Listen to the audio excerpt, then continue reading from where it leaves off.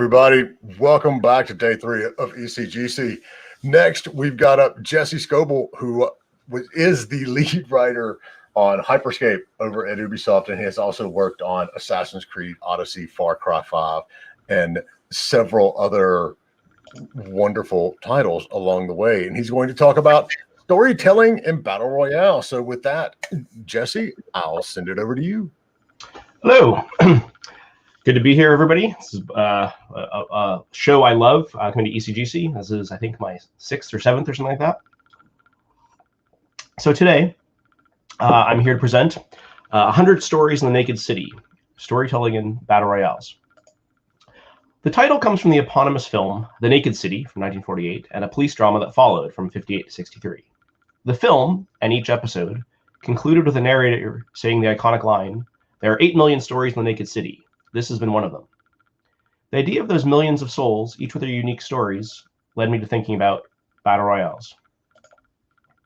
Cool. Oh, and I have to do one thing on my slide thing here. Sorry, 1 second.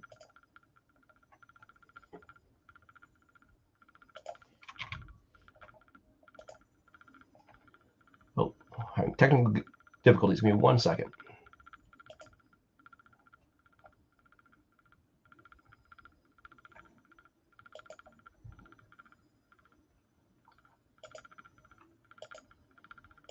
There we go. All right.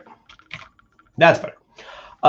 So, Battle Royales, 100 players, 1 survivor. Is that 1 story or 1 million stories? Or 8 million or 350 million if you're counting Fortnite? How does that all work? So, who am I?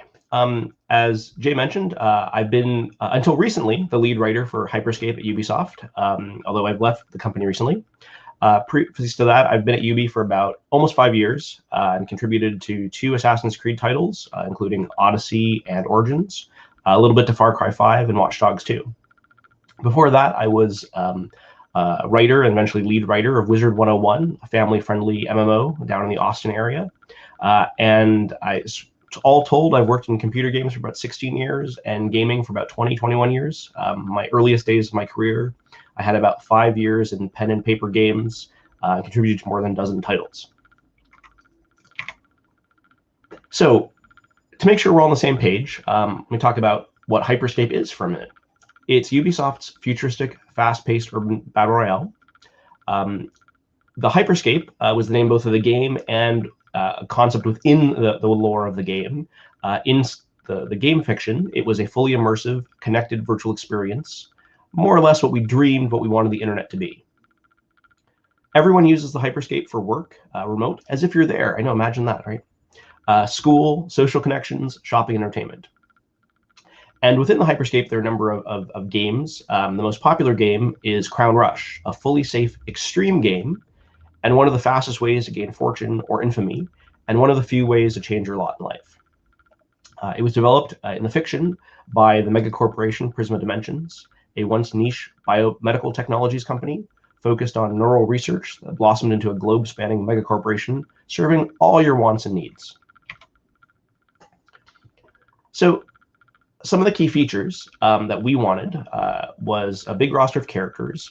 Our characters have no set predefined powers, unlike, say, Overwatch or Apex Legends. So players explore the map to find weapons and powerful abilities, called hacks, that fit their playstyle. These can be upgraded and swapped on the fly. The crown was a unique element, a prestige item that would appear during the climatic showdown phase. If you grab it and hold it for about 30 seconds without dying, you win. Basically, it would change the game flow for the last sort of rounds into more of a cat and mouse sort of finale. And then in terms of the shifting battleground of the game, within the lore, Prisma Dimensions, game designers and marketing divisions are constantly looking for new ways to add excitement to the battleground by introducing new weapons, hacks, and other modes and features. This has allowed us to constantly change the game up from season to season within kind of the context of the lore. And we had an integrated Twitch extension where real viewers watching on Twitch act as the fictional audience for the Crown Rush games and get to vote on in-game events that have significant and often dramatic effects. So I want to take a step back for a second and visit the origins of the Battle Royale phenomenon. So what are BR games? As I think a genre of online games that blend survival and combat.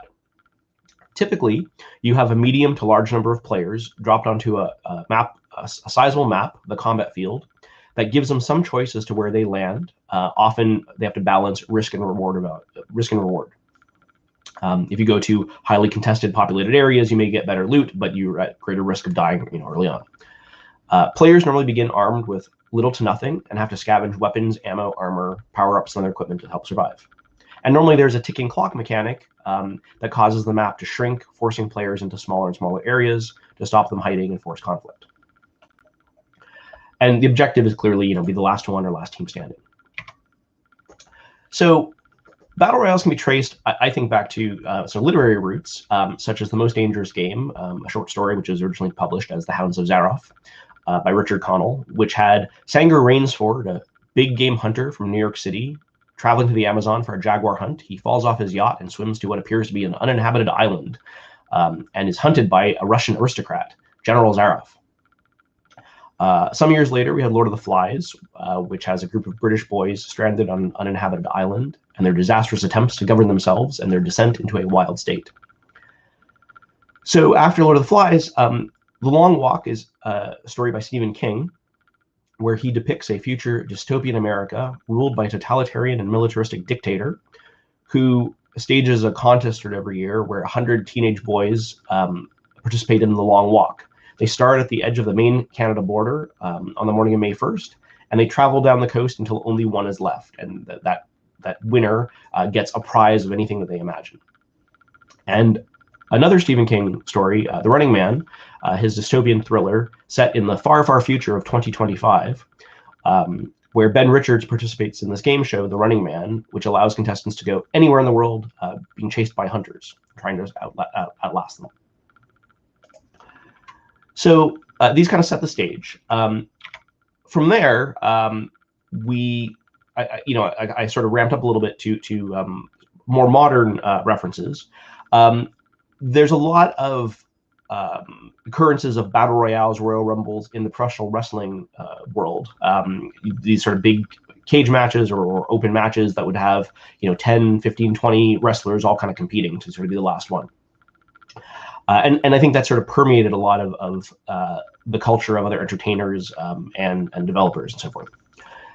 So looking at something like Wikipedia, it traces the game Bomberman of 1985, which is described as the first last man standing video game with a shrinking play zone.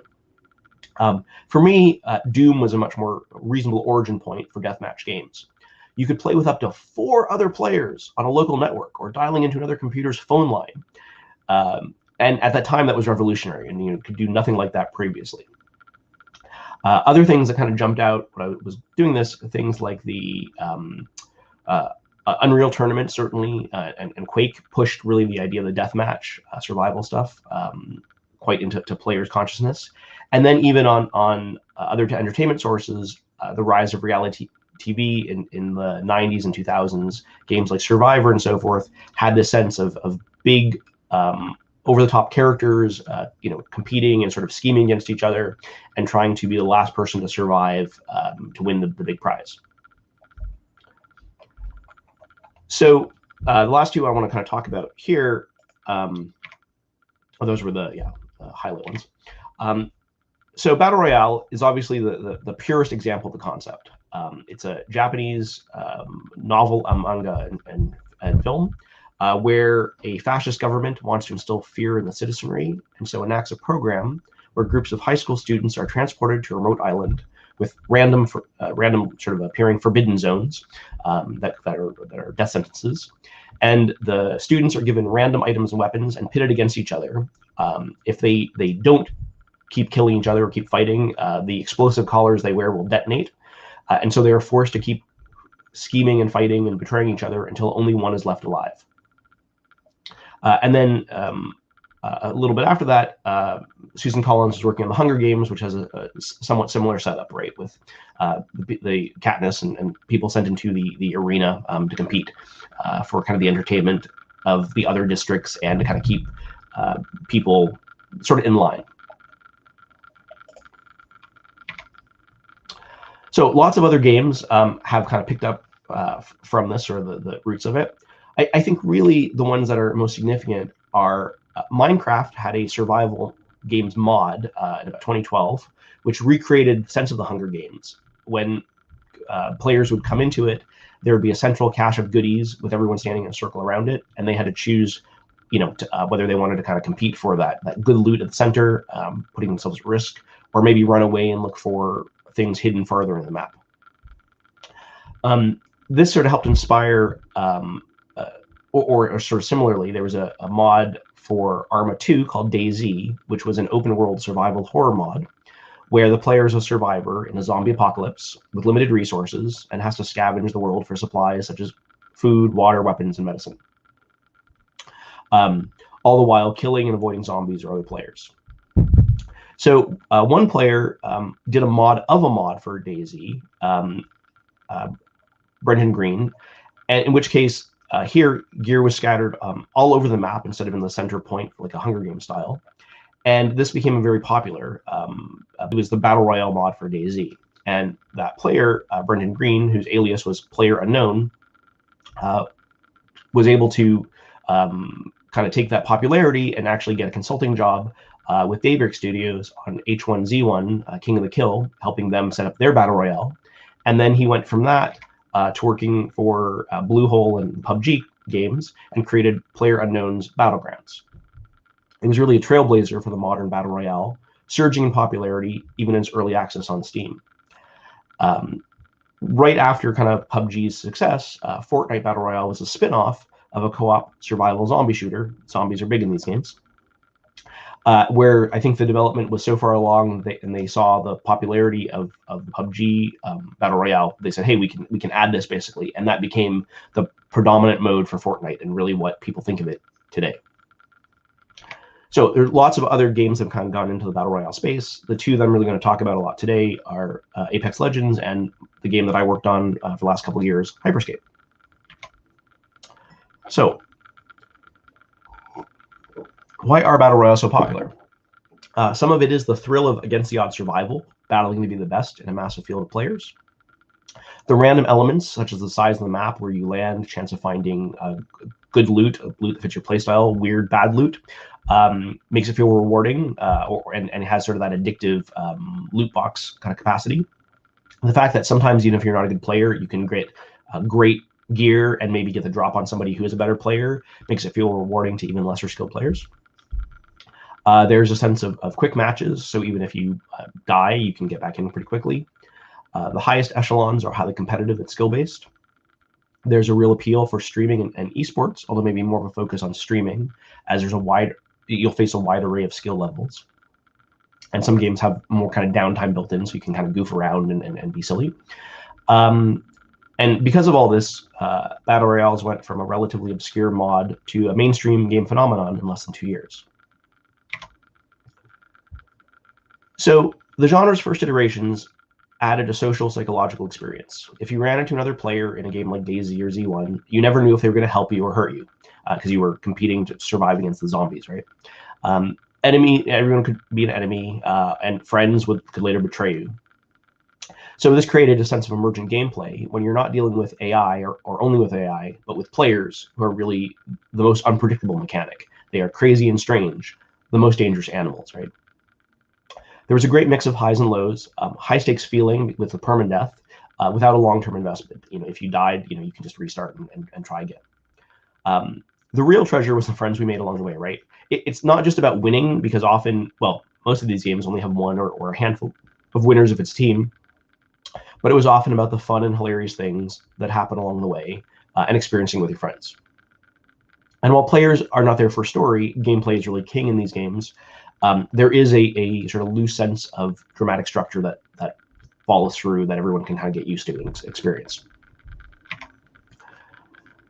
So when we were talking about Hyper Scape, we wanted to have a story that would kind of hold it all together. And so how do we start building a story for it?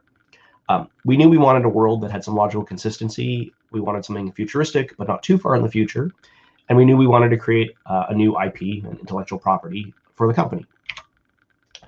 So could the world framework support lots of characters with lots of varied looks that were competing with each other? How do we make the stakes for the players and for the characters significant enough? How do we handle death? Futuristic, do we want to go 3 minutes in the future, 30 years, 300 years? For building a new IP from the ground up, references are fun to other Ubisoft properties, but we also want to make it stand on its own. It didn't want to just be an extension of, say, Watch Dogs. And we wanted an engine, a story engine, that would drive change. So then we looked at things like tone, character range, maturity, and kind of the long-term arc. The original tone was a bit cartoony and neon, but we found it harder to ground the story and make the stakes feel significant.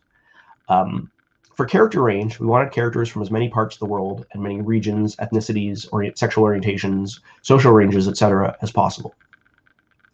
For age rating, we wanted to make it accessible across as many markets as possible, but we also wanted to write a mature story within that framework.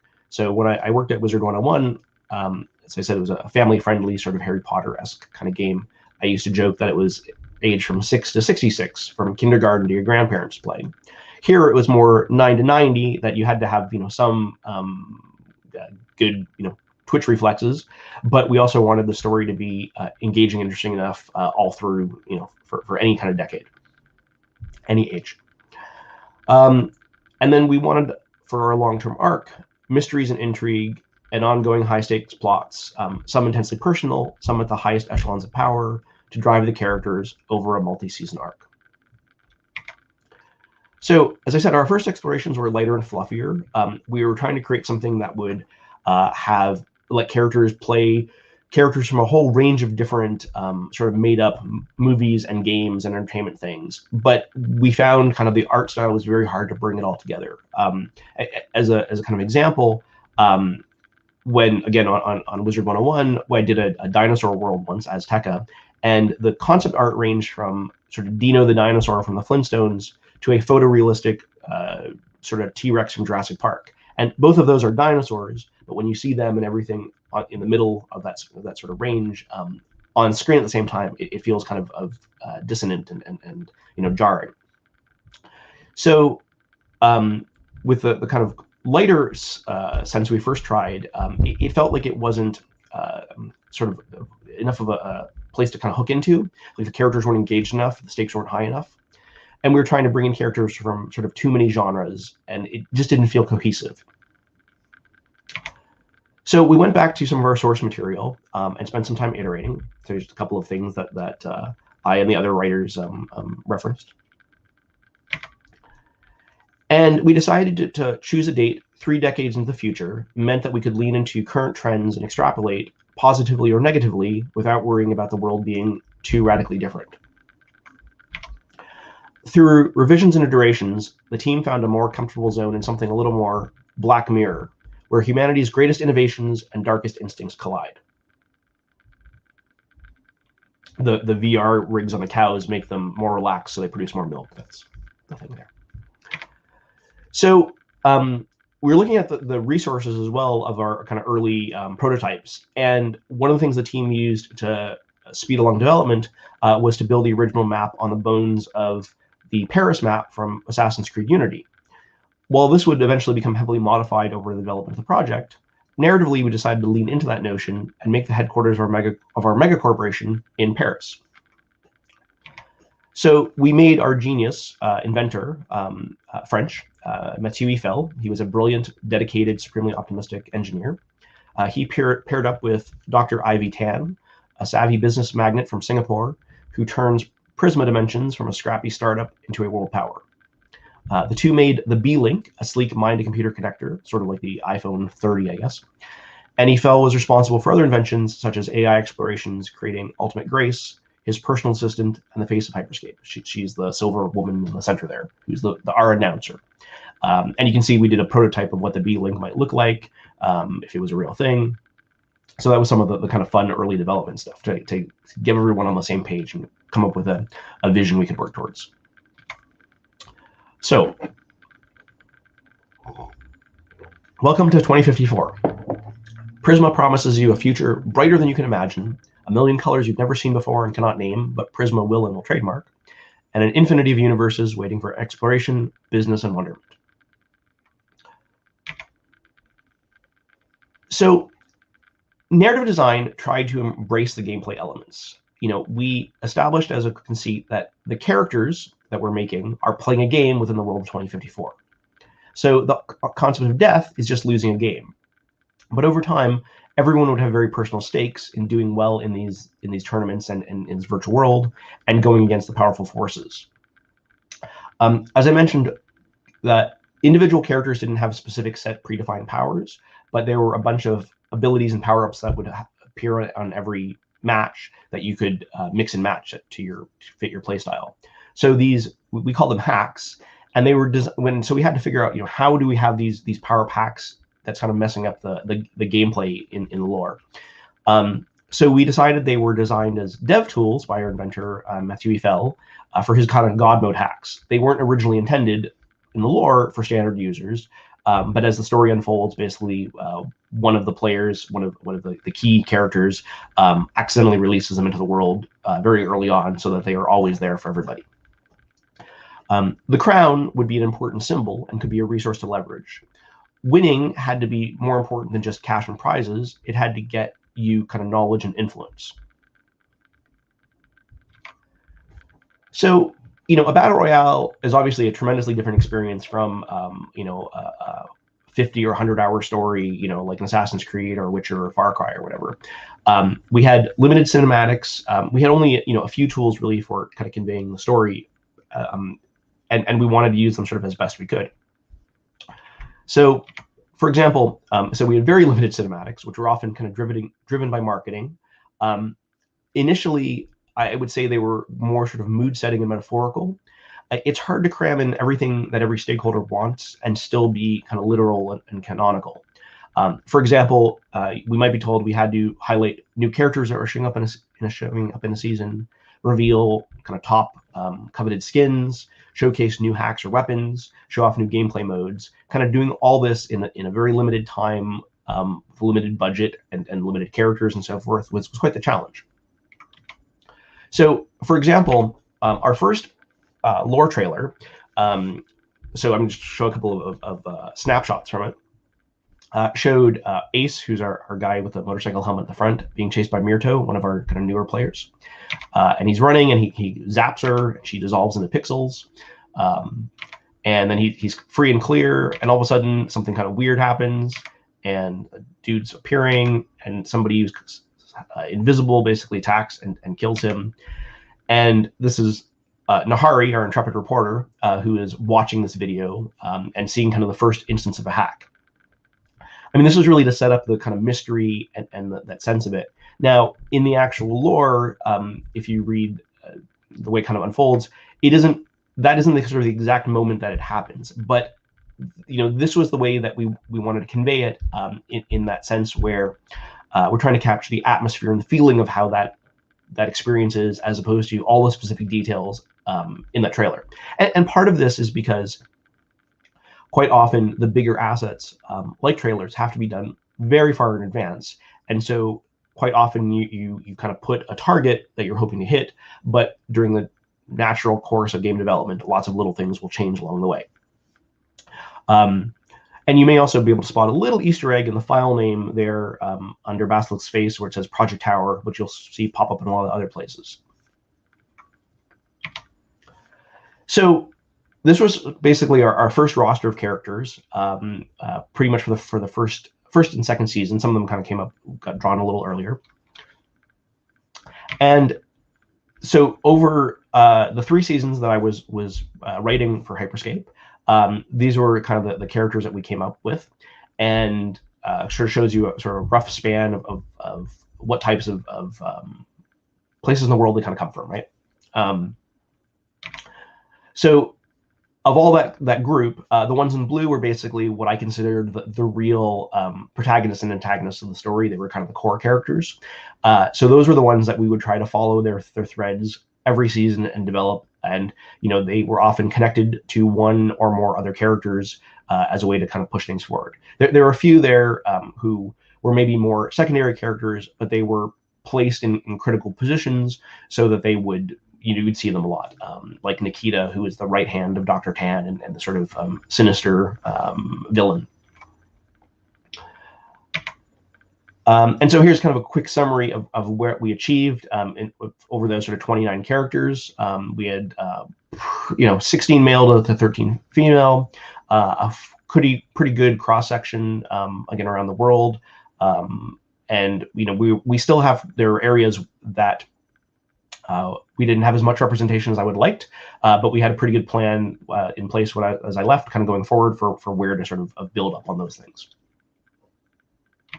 And I have to kind of give a shout out here. I had a small but very fierce team of writers, and we had over the kind of 2 years a Filipino writer, an Indian writer, Malaysian, and Finnish. And I think having folks who really brought in lots of different viewpoints, lots of different experiences, was really beneficial for me and for the project. It helped really advance lots of characters and ideas that were challenging and were, I think, kind of outside of the norm. We certainly didn't win every fight we wanted narratively to have everything kind of portrayed as we wanted necessarily, but we found the team generally overall very supportive and really kind of embraced this approach, and I think that was great. So talking about characters, and say the writing team really kind of drove the characters. On our universe page, you'll see a kind of blurb like this for, say, Simon Romay. He was the protege of Eiffel. And then, but in game, you see things like this. So this is sort of his first skin that you can acquire either in the battle pass or the store. And we had to come up with sort of a voice for these, and we decided that they would be sort of Ultimate Grace's confidential files, that she was basically doing analysis and research on everybody as an AI, trying to understand all of these people operating in her sort of backyard. And so we would have fun doing things like the recently search terms that would try to give a little bit of flavor to the characters, right? So for example, Carambar is a French caramel candy.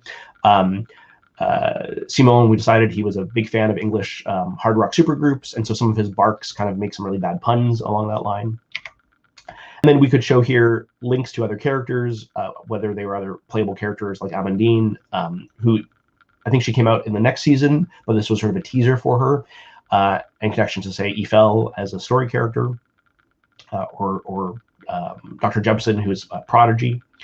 And then we would also sometimes be able to hint at places that were either in the world now or places that were coming up. So LabX became an important thing at the end of season 1.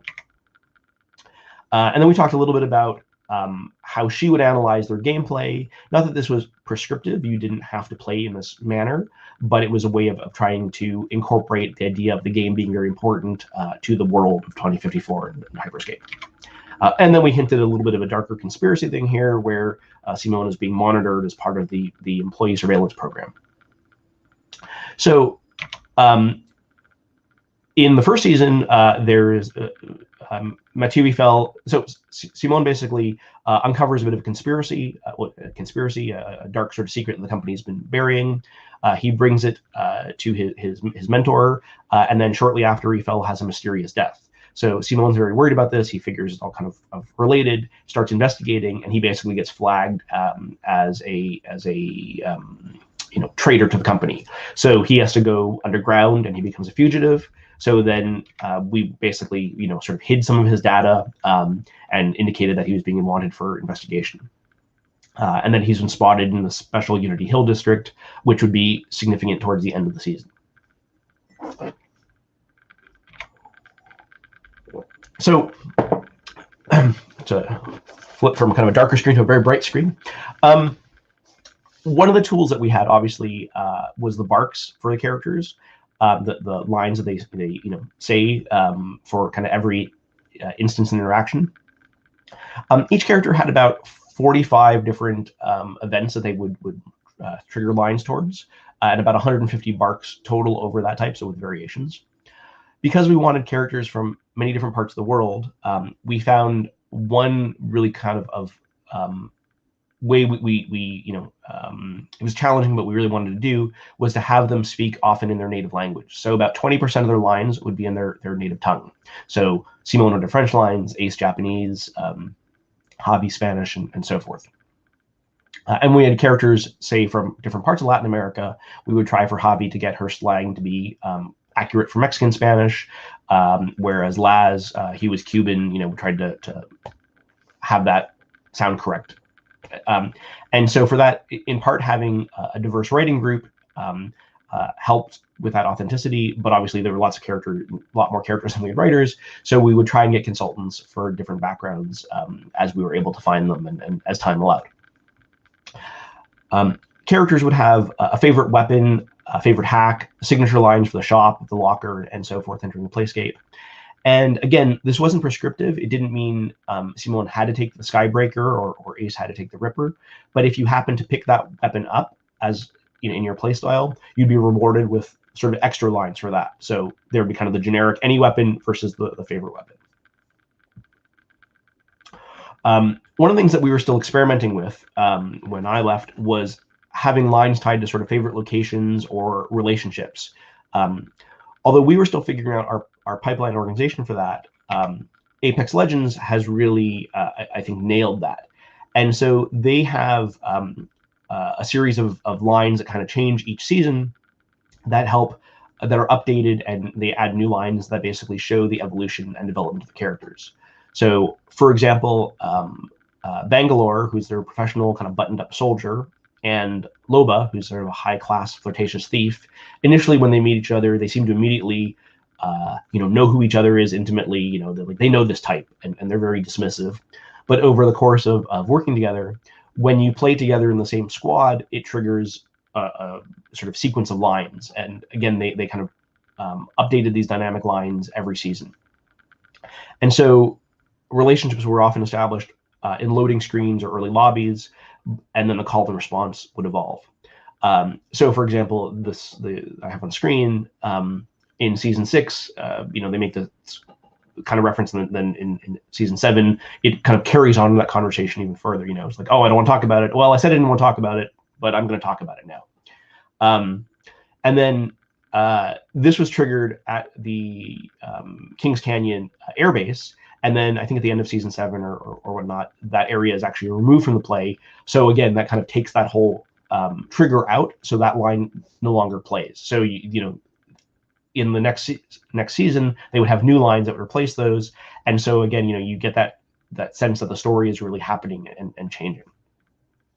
They normally limited, I think, to 2 characters per season, building off their kind of ping system or other triggers. In part, I think Apex they have a much smaller roster over their 10 seasons now, 9 seasons. They've got about 16 characters, whereas within 3 seasons, we were up to 29. So it caused certain kind of pipeline concerns for us as to how we could bring folks back and how we could do this in a proper way. But I think it's a really good and engaging process. So another example from Apex Legends, Watson and Crypto, in season 7, they got into a fight due to the events of a PvE quest that you could do, right? Player versus environment quest. So they became kind of cold and distant to each other. It brought in darker tones, but the devs didn't want that to last for a whole season. So kind of midway through that season, they dropped a new asset, which they called a radio play. It was sort of a motion comic to advance the story. So this was put out, I think, on social media, and in it, Crypto opens up about his backstory and creates this moment of trust between the 2 characters. So then when the next game update happened, their relationship had changed significantly, creating a much stronger, sweeter relationship. So again, it's finding avenues that are not necessarily within the game to use to help tell your story and build up these relationships and depth to your characters. So one of our big tools were our collectibles. There were 10 per season. Basically, 1 would drop every week, although we get like 2 in the first week and 2 in the last week. They were chapters or beats. They were basically, if you found them in the map, it would unlock a kind of splash screen image and a piece of microfiction, which is about 1,000 words per each collectible. And these acted as the spine of the story for the season. They had all the critical elements of the game's story. And they often involved some set dress up. So the environmental artists would try to work to build parts of the map to reflect what was in that story. So, for example, here is one of the early ones in season 1. This was in a hidden lab. It was that Lab X that I mentioned early on. And it was actually a secret door at first, so players had to kind of be eagle-eyed to find it. And this relates to Simon trying to find or going to the secret lab and activating memory repository for EFL, basically something called Project Tower, which we talked about earlier. And so you can see it on the screen back there that says Project Tower activated. Now, one of the things that happens, right, is that the art team often is working really far ahead. So, the actual story beat probably hadn't been written until much, much later in the process. Well, it was certainly written much later in the process because I wrote it. And sometimes not everything is communicated quite as clearly or sharply as I wanted to. So, for example, it says here, EFL/Project Tower activated. Now, the kind of bad joke that I had come up with when we first were putting all this together was that the inventor would be met to EFL and his thing would be Project Tower. And I never wanted to have the words Eiffel Tower in the same sentence, but the art team kind of did it there. So I wanted that to be, just not really an Easter egg, but people to come up to their own, which most obviously did because it's pretty obvious. So yeah, so there was the little too highlighted. In another one, which was on top of one of our gravity towers, you can see a better example in the background, but here it's up here. It was a quiet moment of Ace and Javi kind of hanging out, not getting into a fight, just sort of hanging out and watching the city unfold below them. So we placed it up here, and then it would unlock the art, and here's the sort of snippet of the story, and then that's basically what the full art looks like in your locker. So these collectibles allowed us to deal with things that couldn't happen in the game so directly.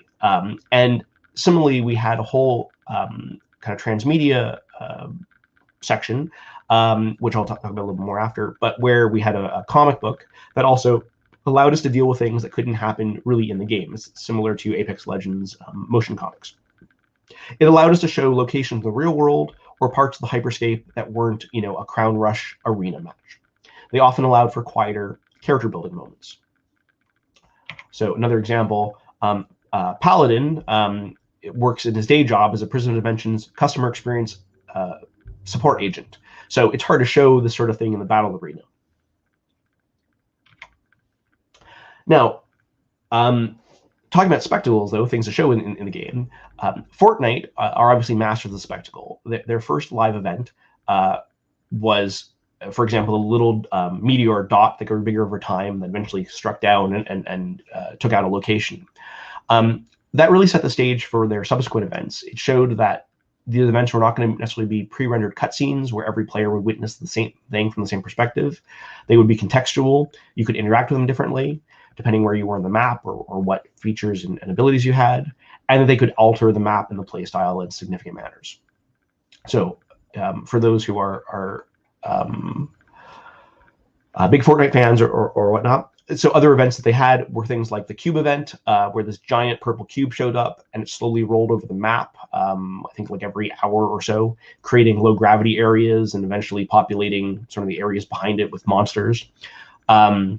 The final showdown of one season had a Voltron-like mecha and a giant sea monster. You can see here where the mecha finally slays the monster with a sword and then ends up doing the no sweat floss dance as a victory. In 2019, Fortnite had a huge kind of spectacle at the end of their season where a wormhole formed and sucked up the entire universe, menu interfaces and all. And they've done things like have real live concerts or real live virtual concerts. Travis Scott appeared by a hologram. Marshmello did a concert and so forth.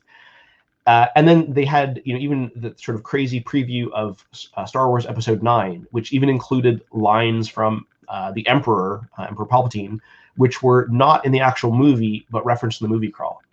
So Fortnite has found the success for doing spectacle at a phenomenal level, but those things are sort of these snapshots or set pieces. They aren't necessarily a big overall story involving all the characters over, right? But it was a great example, a great kind of target to shoot for. So for the end of our first season for Hyper Scape, we had Project Tower, which was an end of season event. it may not have been quite as ambitious or far-reaching as a Fortnite event, but overall we were extremely satisfied with what we created for the players. It began with a special game mode, and we had our announcer Ultimate Grace talking about how things were a little bit off in the Hyper Scape today, but you know, the devs would patch it very soon, and referencing a power surge in the Unity Hill area. So if players went to that area, they would see a new glitchy artifact on the map, and then they would also experience a number of normal features were not working well. There was, I think, only one weapon. The handgun was available, the Riot one. Hacks were turned off. A number of the jump pads and so forth weren't working. And there was like a weird force field around this area, so you can only get so close. So sector decay happened much faster than normal. That's the map shrinking. The area is turning dangerous. And players died very easily in that. And if you died, instead of the normal sort of look for the death ghost mode, you would actually see this much more reddish kind of hellish, you know, kind of vision. And there was this giant shadow monster basically smashing up the world. And they could hear Ultimate Grace trying to talk to this rogue AI that you'd see drones kind of come in and sort of strafe it, and it was attacking against them. And basically it was trying to, you know, destroy in the city. After a few moments, basically the rogue AI finally stabilizes and sort of reverts to a more human scope. And we realize it's a digital copy of Matui Fell, and he has a touching moment with his friend Ultimate Grace. She thinks everything's going to work out okay when the powers that be at Prisma headquarters shut down the Hyper Scape and attempt to erase Project Tower in the blackout. So you know, everything kind of went dark, and then you kind of got dropped into the main menu, and you had Grace saying, "Oh, we're rebooting for basically season 2." That blackout event would touch the lives of all our characters. Most experienced some form of pain or loss, directly or indirectly, and it would bring them together in the second season as a primary catalyst for them to work together against the sinister forces that wanted to stay in power. So I mentioned earlier that we looked into transmedia as a way to kind of help push our story and so forth. And so we had a number of comics that we did with Dark Horse. And again, one of the challenges in working so far ahead on these projects is sometimes, you know, you can get a little bit out of alignment. So we had, for example, this Dark King version of Basilisk that I think, due to kind of a shuffling of where the characters showed up in the Battle Pass and store, he ended up sort of being pulled into an earlier season. And so that art kind of appeared in season 2 comic, which is on the left there, a little earlier than we wanted to necessarily, because we had a lot of moving parts. And as we were sort of testing things and trying things out all the time, it was hard to know necessarily what we could or couldn't achieve until we did. So so sometimes things didn't quite line up as cleanly and perfectly as I would have liked, or as we would have liked. But we got to use the comic to explore certain moments that it said we couldn't really in the game. So at the end of season 2, beginning of season 3, Basilisk is able to enter this new mysterious structure that's appeared, and he meets a new form of tower basically and gets empowered by him. And then we were able to take that moment and also develop it into a short film. And so it's a different angle on similar events. It's sort of a, you know, prism of looking at things in different lights. So in that case, we had here's some of the key art from it. This was how that was depicted. And, you know, the short films allow us to get more of a sense of, you know, what the character obviously sounds like and feels like, gets really atmospheric, whereas the comic allows us to kind of take kind of our time exploring something in greater depth, learning more about the world and the general background. So, you know, some of the challenges and opportunities and things that kind of came up here, that even a small project at a AAA studio is often still a big project. I think we had at kind of for launch about 200 people on the Hyper Scape team. Now that's way small compared to, say, an Assassin's Creed team of 1,000 or more developers, but it's a lot of people, and you have all these different departments all trying to make their stuff, all trying to review and iterate and get out there. And as I said, sometimes you get a little bit disconnected. There are constant demands from different departments. Game design, for example, needs certain things from the barks. So if we have a certain budget of how many lines we can do per character, then if they end up taking it more lines for game events, knowing that you're being shot or shooting or running out of ammo or whatever, maybe you don't have as many lines to develop commenting on a location in the world. As well, with things like the map evolving, it would change things like it made it questionable as to which of things are more important. Do we have a line about a favorite neighborhood in the world if that neighborhood might vanish next season and we don't have a plan in place for replacing those lines? So some of that was stuff we were constantly juggling. We wanted to find new ways to expose the story, such as in the lobby being able to review your collectibles, or find even smaller ways of dropping little bits of lore, little kind of snippets, rather than a giant full page of material. But sometimes game design's time is eaten up by balancing new weapons, hacks, and game modes, right? So they don't have time to do necessarily the research or exploration. So things like transmedia, like the comics and cinematics, require an enormous lead time. And sometimes marketing or store folks might move assets around, like, oh, this character is doing very well, so we want to make this available earlier or more often.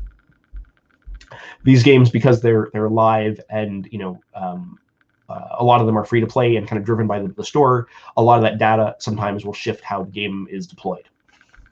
So live games are hard. But we also know that players will fall in love with characters if they have substance. We learned we need to have a key map of relationships and events.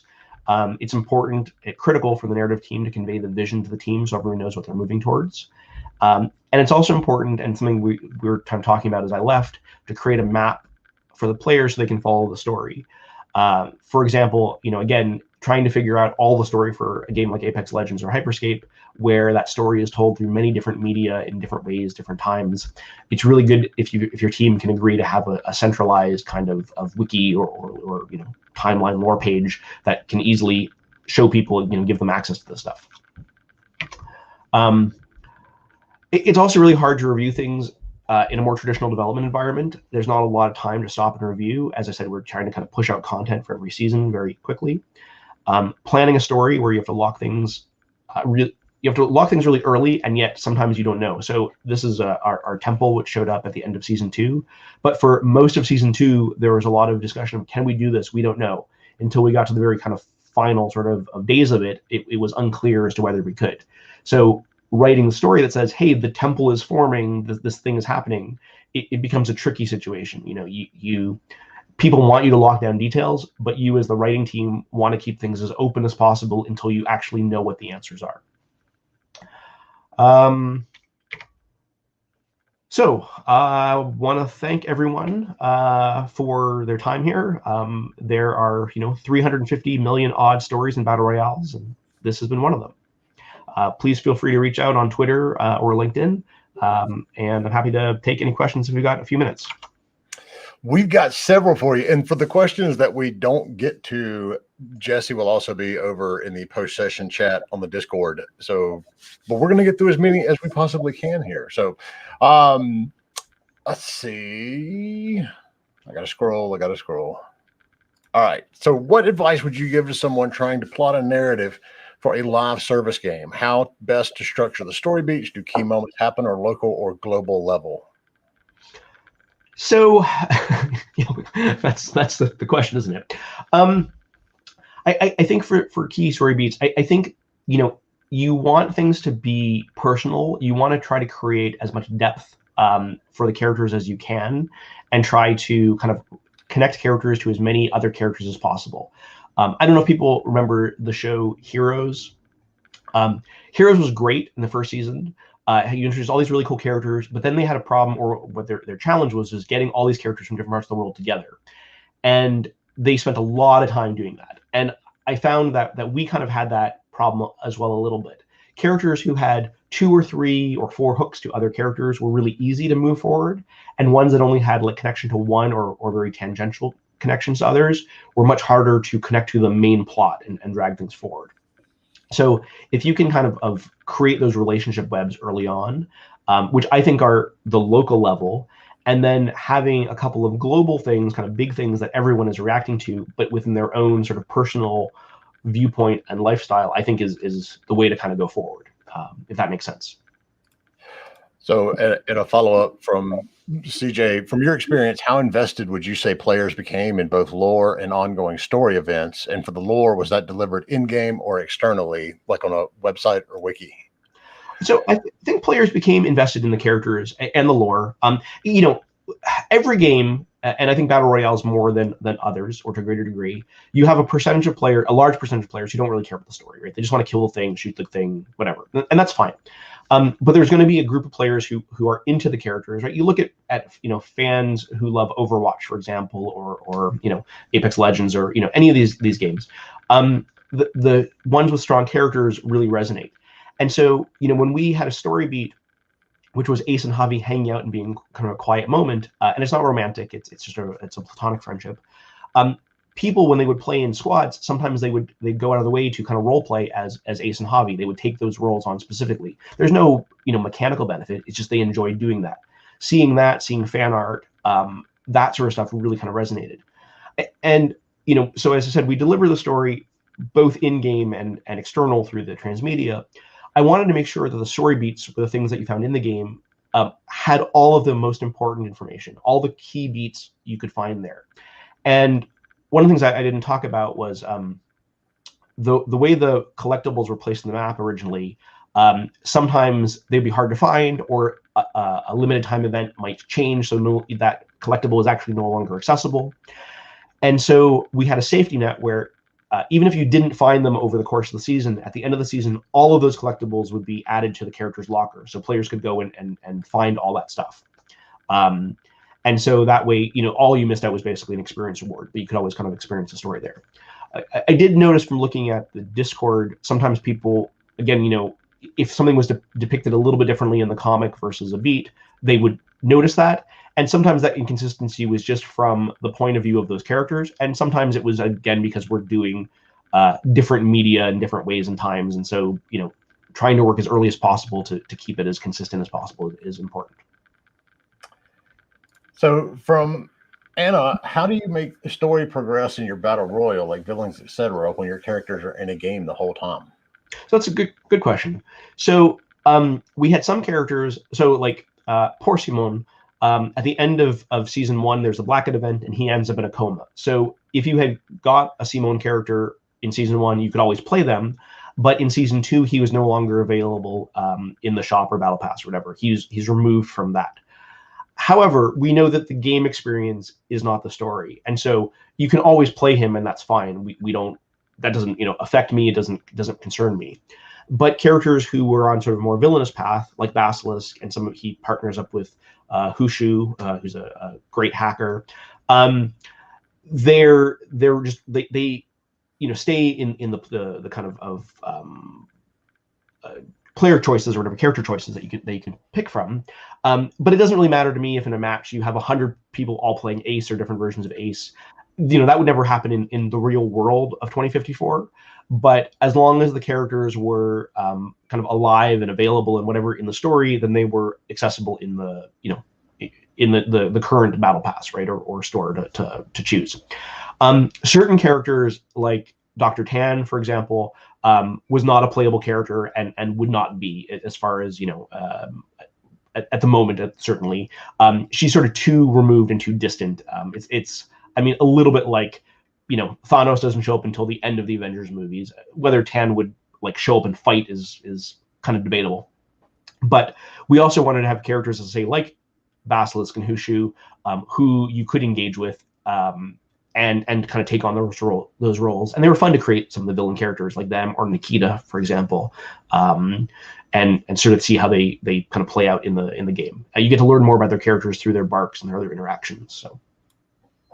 All right, so we got one more, and then we're going to move everything over to the Discord. So would it be beneficial to write lore for new editions, even small things, to improve the seamlessness of the game's lore? Like how you mentioned the hacks would have lore for it, as in when there is too much detail. So, it's a challenge. one of the things that came up for us was I wanted the catalyst sort of moment of the Prisma Dimensions Hyperscape story to be the blackout, to be the death of Ephel and the blackout, and kind of what happened from that point on. And initially, that was really written as backstory to it. We were going to pick up in season 1 after all those things had happened, and then as the team, kept working on things, and we saw like Fortnite events, for example, we said, oh, we could really have a cool event to be the end of season 1. What's a cool event we could have? Oh, look in our story documents. There's this cool blackout thing. That's awesome. That would be a great thing to have. So we then had to use kind of sort of reposition ourselves and spend kind of season 1 almost as the prologue, where we get to meet everybody. And I think that worked out really well in terms of getting a chance to really get to know characters and these sort of